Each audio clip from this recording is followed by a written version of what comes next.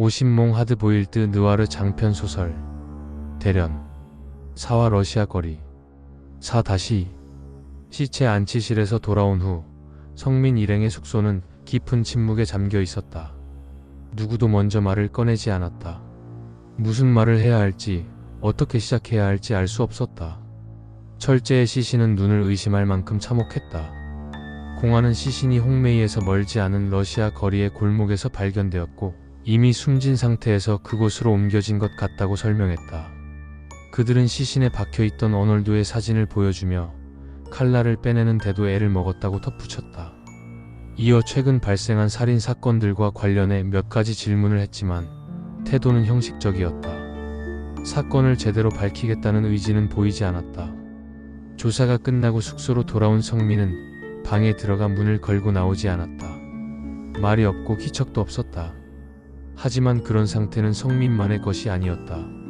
그들 모두 그랬다. 아무 말도 떠오르지 않았고 생각도 쉽게 이어지지 않았다. 철제의 가족에게 연락해야 했지만 방법이 없었다. 아무도 그의 가족 연락처를 알고 있지 않았다. 재영조차 그랬다. 생각해보면 우리는 누구 하나 서로의 개인적인 이야기에 깊이 관여하지 않았다. 애써 관심을 가지지도 묻지도 않았다. 그저 재영이 아이를 낳았다는 소식 정도가 전부였는데 그것도 재영이 스스로 계속 떠든 덕분에 알게 된 것이었다. 결국 철제의 시신은 가족 확인이 불가능해 인계되지 못했고 차가운 안치실 안에 그대로 방치돼 있었다.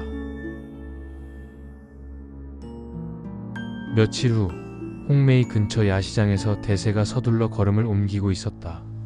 좁은 통로를 이리저리 돌아 주위를 살피던 그는 결국 어느 현지 식당 안으로 들어갔다. 시끌벅적한 실내를 두리번거리던 대세는 구석 테이블에 앉아있는 장단과 환을 발견하고 곧장 다가갔다. 대세가 자리에 앉자마자 장단이 매섭게 쏘아붙였다. 야, 이 개새끼야. 이게 도대체 어떻게 된 일이야. 대세는 두 손을 휘저으며 다급하게 말했다. 갸들이 한 거 아임냐. 형님이 시킨 대로 성민 사장님 겁만 주고 지갑만 털고 튀었습니다. 장단은 눈을 더욱 부라리며 대답을 몰아쳤다. 근데 철이가 왜 그렇게 뒤지냐고. 그걸 내가 어찌합니까? 철제가 죽기 전 장단은 대세에게 따로 지시를 내렸었다. 성민에게 위협을 줘서 하루라도 빨리 대련을 떠나게 만들고자 했다. 유순한 성민이라면 겁을 먹고 이주하거나 사이트 운영에서 손을 뗄 것이라 예상했다. 그래야 자신이 빼돌린 회원 DB와 자금을 들고 다른 지역에서 독립적으로 사이트를 차릴 수 있었기 때문이다. 환이 조심스럽게 입을 열었다. 혹시 우리가 꼬인 거 아냐? 성민이 겁주려던 거랑 철이 죽은 거랑 그게 혹시 연결돼 있었으면. 장단은 단호하게 고개를 저었다. 닥쳐. 우린 아무것도 모르는 거야.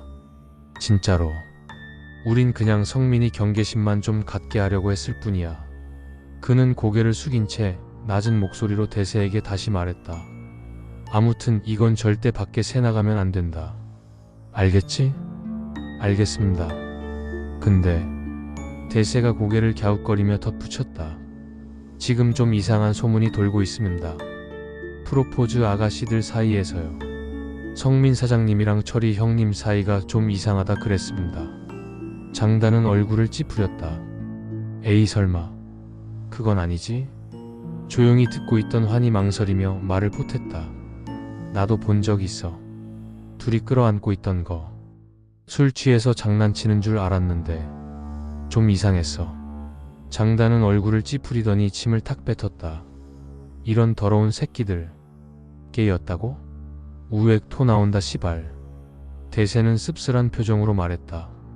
그 얘기야말로 밖으로 새면 성민 사장님 더 미쳐 날뛸 겁니다. 잠시 침묵이 흘렀다. 장단은 한참을 테이블 위만 바라보다가 고개를 천천히 들었다.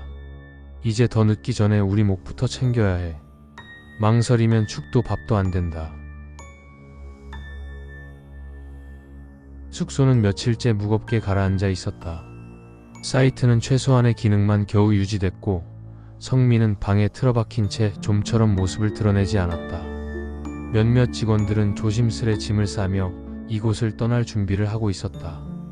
분위기는 끝을 향해 가고 있었다. 늦은 밤 재영과 덕, 용, 진은 거실에 모여 맥주를 나눠 마시며 앞으로의 일을 의논하고 있었다. 사이트를 실질적으로 총괄하던 철재가 죽었고 그나마 남은 성민마저 손을 놓은 지금 조직은 방향을 잃고 있었다. 철재의 시신을 인도해 한국으로 운구하는 문제부터 사이트를 정리하고 이 도시를 떠나는 문제까지 모두의 머릿속이 복잡하게 얽혀 있었다. 게다가 철재의 죽음에는 대련 최대 조직이 연루돼 있다는 소문까지 돌면서 불안은 더 깊어지고 있었다.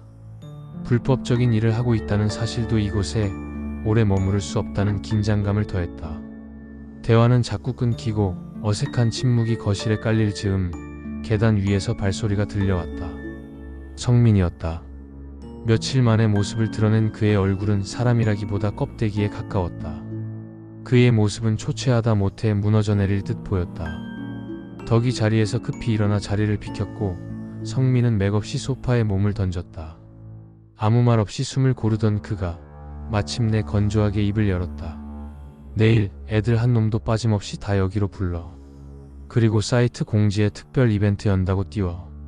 입금 최대한으로 받아놔. 덕이 난처한 표정으로 조심스레 물었다. 형님, 이래선 진짜 위험합니다.